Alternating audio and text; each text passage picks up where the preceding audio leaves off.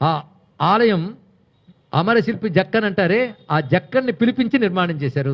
చూసారా, చారిత్రకంగా చూసిన, అంటే మీరు ఆధ్యాత్మికంగా చూసిన, చారిత్రకంగా చూసిన, దేశం గొప్పతనం ప్రకారంగా చూసిన, సంస్కృతి ప్రకారంగా చూసిన, అన్ని విధాల గొప్ప పీఠం శృంగేరి. ఇది గుర్తుపెట్టుకోవాలి. చారిత్రకంగా ఎంత ప్రశస్తి. అలాంటి ఆలయం ఎక్కడ కనబడదు. అమరశిల్పి జక్కన్ అంటే సామాన్యుడు కాడు.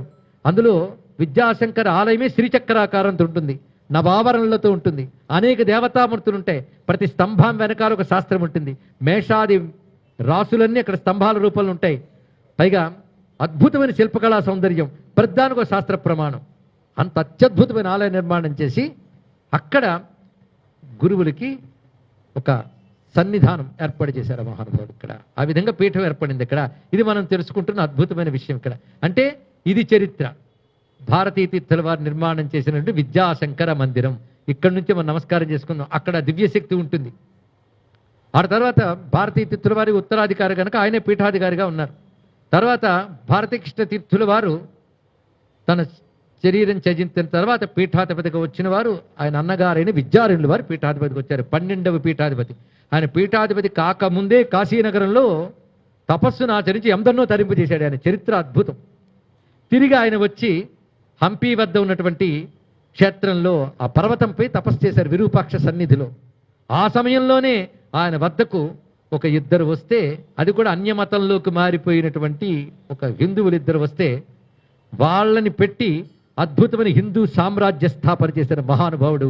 భారతీయులు ప్రతిరోజు నిత్యం తలంచి నమస్కరించవలసిన మహాపురుషుడండి విద్యారణ్య స్వామి వారు. ఆ ఇద్దరు హరిహర రాయలు, బుక్కరాయలు. వాళ్ళిద్దరినీ ఆయన సంస్కరించి తిరిగి సనాతన ధర్మంలోకి తీసుకొచ్చాడు. అంటే సనాతన ధర్మంలోకి చెందిన వాళ్ళు ఏదో గ్రహపాటునో పొరపాటునో బలవంతంగానూ ఇతర ధర్మాల్లోకి మారితే తిరిగి వాళ్ళని తీసుకురావాలని చెప్పిన మరో శంకరాచార్యులు వారు ఇక్కడ.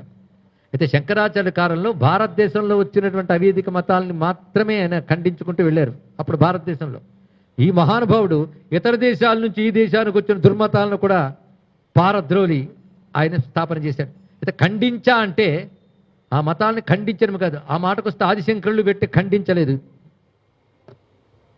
సూర్యుడు వస్తే చీకటి ఖండింపబడదు, చీకటి కనబడదు, తెలుసుకోండి ఇక్కడ. కనుక సత్యప్రతిపాదన ముందు అవన్నీ పోతాయి. అందుకే అంతకుముందు ఖండించిన వాళ్ళు కుమారుల భట్టు మొదలైన వారు ఖండన చేశారు. ఆదిశంకరులు సత్యప్రతిపాదన చేశారు. అది చాలా విశేషం.